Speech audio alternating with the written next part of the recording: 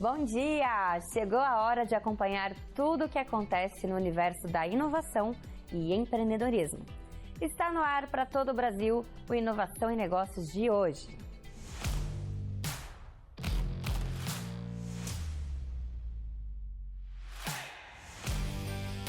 Inovação e Negócios, com Márcio Kogut, Janguier Diniz e Caroline Kogut. Inovação e Negócios. Oferecimento Agence. Criatividade e estratégias que geram resultados reais para o seu negócio.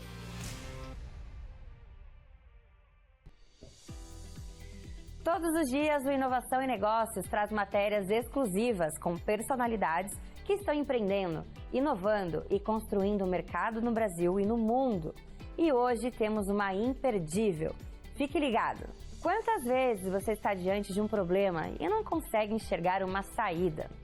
É aí que entra um especialista, um mentor que traz um caminho, um insight. Então, fique de olho que o empresário Janguier Diniz trouxe um exclusivo para você agora. Bom dia, amigos obstinados. Começando agora o programa Inovação e Negócio aqui na Record News. Pessoal, quando se fala em mudança, fazer mudanças, normalmente imaginamos que haverá pela frente uma série de dificuldades e bastante trabalho. Isso pode ser especialmente verdadeiro quando falamos de mudanças mais profundas e significativas, que virão mexer com a essência do que somos e em que acreditamos.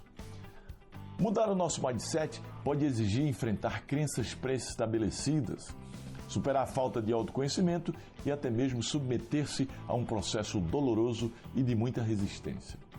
Estamos falando de elementos incrustados em nossa mente mais profunda, que sempre aparecerão em momentos chaves da nossa vida. É importante lembrar que mudar para um mindset de riqueza trará incontáveis benefícios. À medida em que sua mentalidade se volta para a prosperidade, a abundância e a riqueza, expandem-se suas possibilidades e opções. Sua resiliência e a flexibilidade para adaptar-se ao novo aumentam e melhora a sua qualidade de vida como um todo. Assim mesmo que seja desafiador, vale a pena enfrentar as dificuldades necessárias para realizar essa mudança. E aí, você está disposto? Eu acho que sim, né? Pois você está acompanhando este programa. Por falar nisso, fique ligado, viu? Que daqui a pouco eu volto para responder a mais uma pergunta de um seguidor meu que eu recebi lá nas minhas redes sociais, ok? Por falar em redes sociais, se você ainda não é meu seguidor, entra aí no meu Instagram, @JanguierDiniz, e passe a fazer parte do ecossistema dos obstinados. Diariamente eu posto muito conteúdo de desenvolvimento profissional e empresarial. E esses conteúdos podem ajudar você a ressignificar a sua vida e da sua empresa.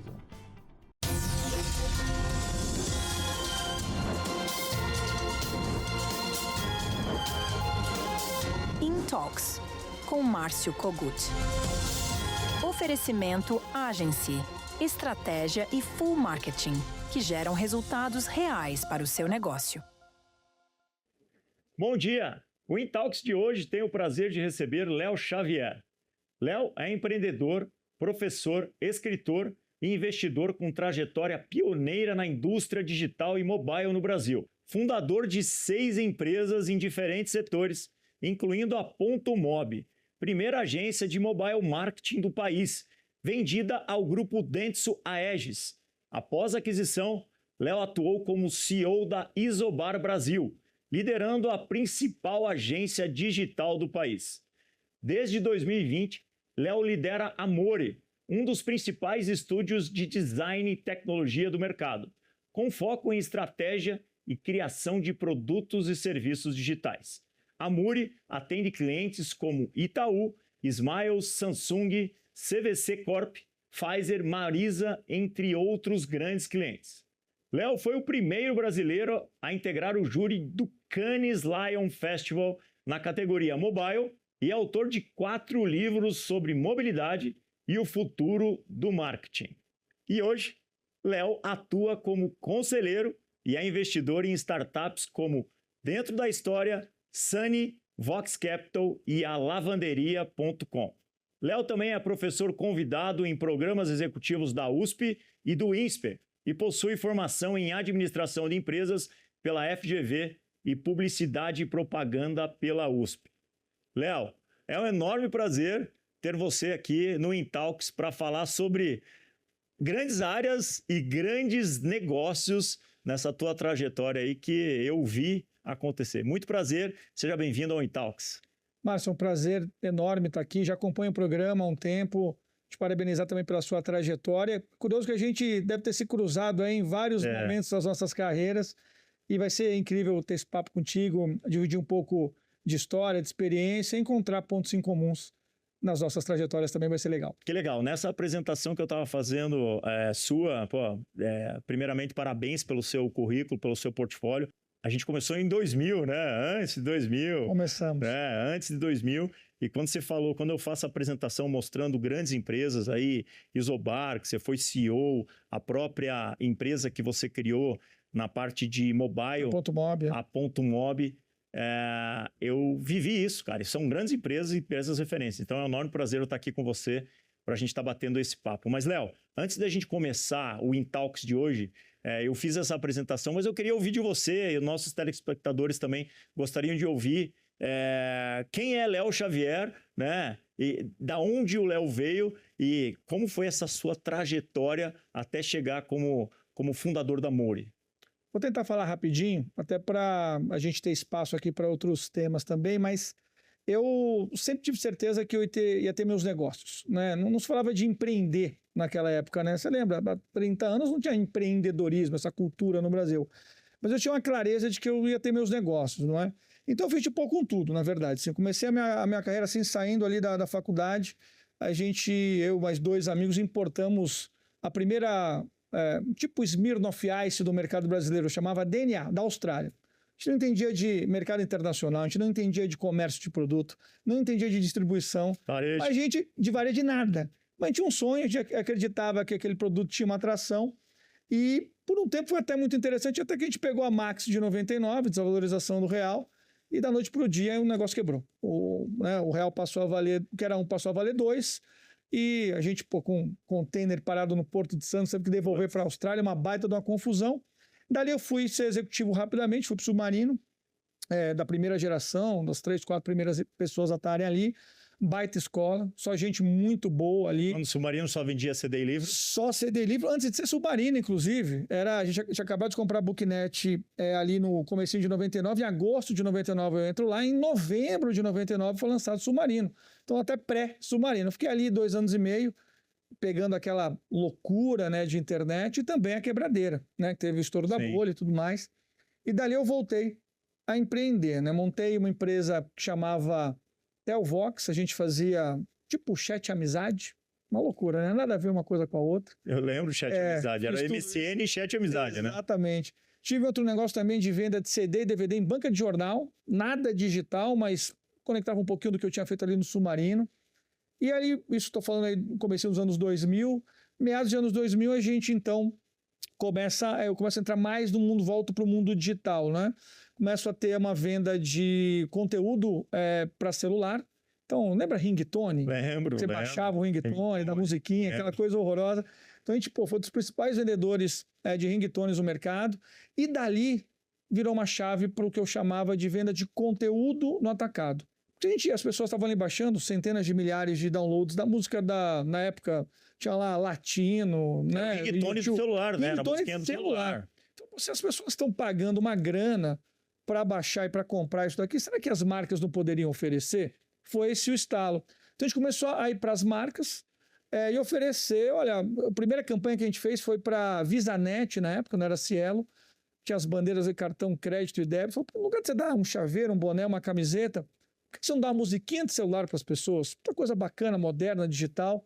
E foi assim que começou o mobile marketing no Brasil, né? Com a VisaNet entregando, por incrível que pareça, 400 mil raspadinhas. A pessoa comprava ali no ponto de venda, entregava uma raspadinha, mandava um SMS e baixava uma música de graça para o celular. Mais ou menos 2004, 2005. Dali a gente então acelera um pouco mais. 20 anos atrás, né? 20 anos atrás. Monta a primeira agência de mobile marketing de fato, antes da Ponto Mob, chamava M2A. Dali eu desfaço essa sociedade, tinha ali uns sócios muito bacanas, mas já tinha um ciclo grande com eles, e aí resolvo montar a Ponto Mob. Com esse olhar de, putz, em algum momento, o tal do celular não tinha smartphone ainda, né? 2005, 2006, 2007. E a gente falou, em algum momento esse negócio vai ser importante, vai ser grande, e as pessoas vão interagir por aqui. E as marcas têm que estar onde as pessoas estão, era a nossa crença primária. Então a gente monta a Ponto Mob com esse olhar. Eu vou criar uma agência com foco 100% em mobile marketing e ajudar marcas, produtos e serviços a trafegarem nesse novo mundo. Logo no começo a gente foi investido pela RBS, né, a Globo do Sul do país, das famílias Melzer, Sirotsky e Correia, e eles estavam no processo de aceleração do negócio para o futuro. Fizemos parte disso ali em 2008 para 2009. Em 2010 eles compram o controle da Ponto Mob e a gente passa ali a fazer um processo de aceleração do negócio. 2014 para 2015 já tem um tamanho razoável e a gente, já dentro do Venture Capital do grupo, né, que era o eBricks, a gente resolve fazer a saída do negócio. Fizemos então a saída para um grupo global, que é a Dentsu Idis, hoje é só Dentsu, né, mudou o nome, e ficamos ali de finalzinho de 15 até finalzinho de 19. Todo o ciclo ali completo de earnout e todas as complexidades e alegrias, né, do processo de venda do negócio. Por um período eu presidi também a Isobar, foi muito bacana, né, a agência Clique, a antiga agência Clique. E aí a gente fecha o contrato no finalzinho de 19, e aí puxa daqui, puxa dali, termina o contrato, vê as questões, cláusulas de não compete e tudo mais, e fala, gente, estamos aqui já no meio de fevereiro, temos que acabar, temos que sair daqui. E aí falou, beleza, então 15 de março vocês estão liberados. Eu, Flávio e Virgílio, meu sócio, e 16 de março a gente começou a Amore. 16 de março talvez você lembre, talvez a audiência lembre, mas é o primeiro dia da quarentena na pandemia. Então a gente começa esse negócio que é Amore, batendo de cara com a pandemia, batendo de cara com todo mundo dentro de casa. E aí foram 1000 desafios, a gente pode falar um pouquinho mais disso daqui a pouco, mas te devolvo aí a palavra, Marcelo. Antes que você falou que 2020 lançou a Amore, né, que veio a pandemia, eu também vi, muitas empresas sofreram, muitas quebraram e muitas precisaram aprender a se digitalizar, né? É isso. E você lançou a Amore com um outro conceito, que é uma agência que está trazendo uma proposta diferente, um propósito diferente. Conta um pouquinho pra gente qual é a proposta da Amore como agência, como foi os primeiros anos e como está posicionada a Amore hoje. Vamos lá, a Amore ela nasceu com uma ideia de ajudar grandes marcas e empresas a acelerarem suas várias iniciativas transformacionais e de digitalização. Eu tendo a dizer que as empresas precisam ter pelo menos uma clareza de visão para onde elas querem ir nesse mundo transformacional e também um tanto de apetite genuíno. Porém, para que isso aconteça de verdade, é preciso ter outro V e outro A. Né? Para a visão tem que ter a vivência e para esse apetite tem que ter aptidão. E é onde a gente entra, com vivência e aptidão, acelerando as várias iniciativas. Como a gente faz isso? De duas formas. Uma, bem consultoria estratégica, mesmo lembrando os tempos de Ponto Mob, projetos, começo, meio e fim, com clareza de entregas. Então, preciso redesenhar a sua jornada aí de cliente, pensar como construir um aplicativo novo com mais engajamento. O que a gente percebeu é que muitas empresas precisavam acelerar também internamente seus times, suas estruturas, e faltava gente. Você lembra disso, né? Faltava Sim. desenvolvedor, faltava designer, faltava gente de produto. E muitas empresas, grandes empresas, por maiores e admiráveis que fossem, tinham uma dificuldade muito grande de entender esse mundo novo, que tipo de profissional contratar. Chegar para um RH de um varejo tradicional e falar que agora ele tem que contratar um UX writer. Por que é isso, né? Um product designer, é tudo em inglês, já complica tudo. Tinha uma complexidade ali e tinha uma coisa da marca empregadora, né? Faltando profissionais, esses profissionais podiam e ainda podem escolher onde vão trabalhar. Não é? Então tinha aquele pendor ali para as empresas mais digitais, as empresas tech, não é? Então a gente caiu como uma luva para essas grandes companhias, montando suas estruturas internas, muito embora remotas, né? Estava na pandemia, de design, de produto, de tecnologia, o que a gente chamava ali na época de design as a service. Então a gente entende a estrutura necessária, captura esses talentos, faz toda a gestão técnica, gestão de carreira e também a visão de entrega para o cliente. Não só um projeto, começo, meio e fim, mas toda uma continuidade com as estruturas de pessoas. Então a nossa proposta inicial foi essa, mantemos essas duas lógicas de trabalho, porém a gente foi ampliando os campos de conhecimento.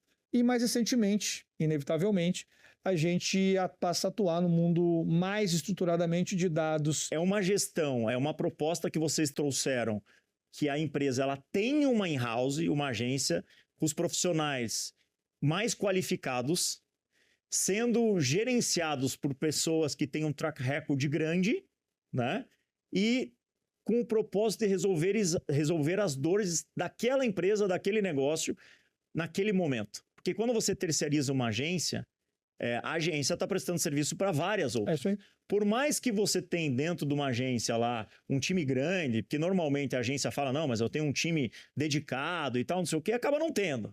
Né? Aquele time não está 100% com os olhos naquilo que está acontecendo. Agora, quando você pega aí o modelo da Moura, que coloca um squad dentro da companhia, a companhia está vendo o que está acontecendo com a jornada do cliente, está vendo o que está acontecendo no produto, está vendo o que está acontecendo no resultado, no NPS e tal, e ali já resolve isso de bate-pronto, não é? Mas, Léo, agora que a gente já falou um pouquinho dessa propósito, né, dessa proposta da Moura, eu queria abordar com você um ponto que a gente fala muito de design, né? Sim. Design as a service. O design vem para transformar os negócios e tal. Explica para a gente um pouco, para as pessoas que estão assistindo, essa concepção de um design de serviço, né? O design como uma das coisas importantes para você criar um produto ou fazer entrega do serviço.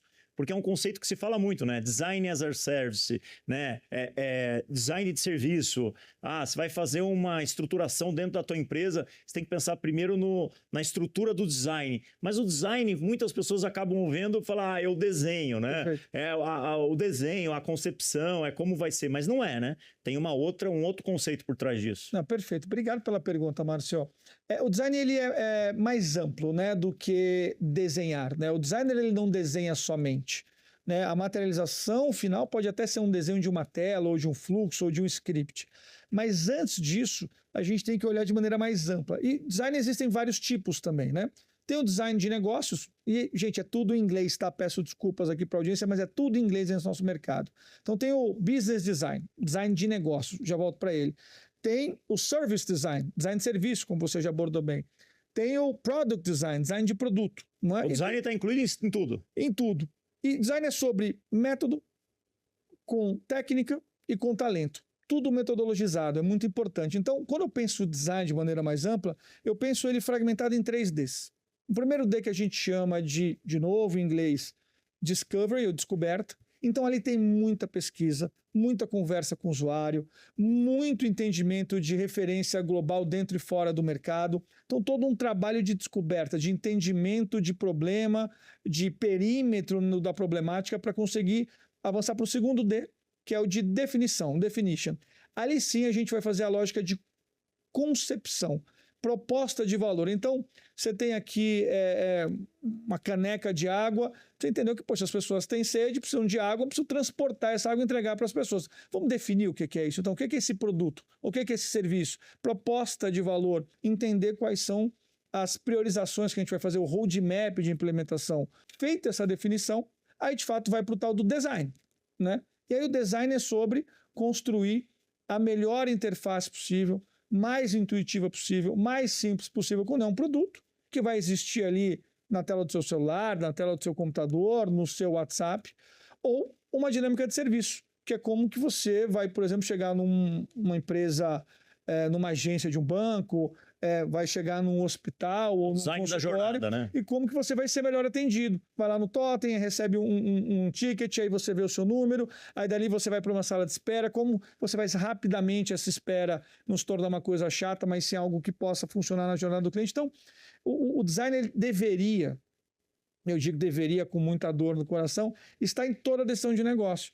Porque, de novo, repito, é método, processo, muita técnica envolvida e, claro, um tanto de talento do empoderável do humano, sim, que é o que vai fazer o encantamento. Senão todo mundo faria a mesma coisa, entregaria o mesmo produto, o mesmo serviço, e não é assim que funciona no mundo do design. Então, design é acima de tudo, ter pessoas que se ocupam em questionar, fazer as perguntas certas para entregar a melhor experiência possível para quem está tomando aquele serviço, aquele produto ali na ponta. O que você enxergou nesses últimos anos que o design, não só o design, mas as metodologias de design de serviço, produto, concepção, ou até essas metodologias de BMG, trazem de diferenciais para as empresas quando elas conseguem implementar com eficiência isso?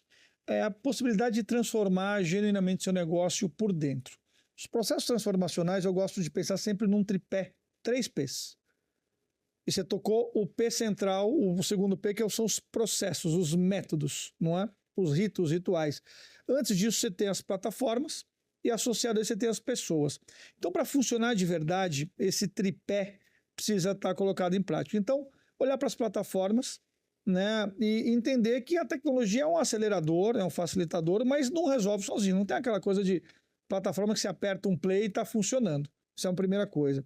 Processos fundamentais. Agora, processo sem estar em cima de plataforma não consegue ser escalado e sem ter pessoas em posição de decisão também não consegue ser implementado. E sempre se perguntar se os processos estão sendo construídos para resolver problema do negócio, da sua área, da sua divisão ou, de fato, do teu negócio cliente final. Mas, sem dúvida nenhuma, os métodos mais contemporâneos de gestão têm acelerado muito, têm quebrado muito a lógica dos desafios, não só organizacionais, estruturais, mas muito dos desafios culturais também, estabelecer novas culturas a partir de novos métodos de trabalho. Pessoal, o Intalks de hoje está encerrando, mas o programa Inovação e Negócios continua. Até mais. Inovação e negócios. Oferecimento Agens. Criatividade e estratégias que geram resultados reais para o seu negócio. E a pergunta de hoje no meu Instagram vem de Fortaleza, Ceará. Se você ainda não é meu seguidor no Instagram, entre aí no @JanguiarDiniz. Lá eu posto dicas valiosas sobre desenvolvimento profissional e escalabilidade empresarial. A pergunta vem de Juliana Lima. A pergunta dela é a seguinte: eu tenho uma pequena loja de artesanato com 4 funcionários. Como posso aumentar as vendas? Todo mundo pergunta sobre vendas, né? Juliana, explorar novos canais de venda, como plataforma online ou feiras locais, pode ser uma boa maneira de conquistar mais clientes. Além disso, aposte em promoções ou edições limitadas para gerar interesse. E se você quiser se aprofundar mais nesse assunto ou em qualquer matéria de escalabilidade empresarial, participe do CSE, o Código Secreto da Empresa, o meu programa de escalabilidade empresarial, que é ministrado em imersão presencial de 3 dias. E esse programa pode mudar a sua vida e a vida da sua empresa, viu? Inscreva-se, acesse o QR Code aí e faça a sua inscrição. Meus amigos, o programa de hoje está ficando por aqui, viu? Mas amanhã estaremos de volta. Seja obstinado que dá e participe.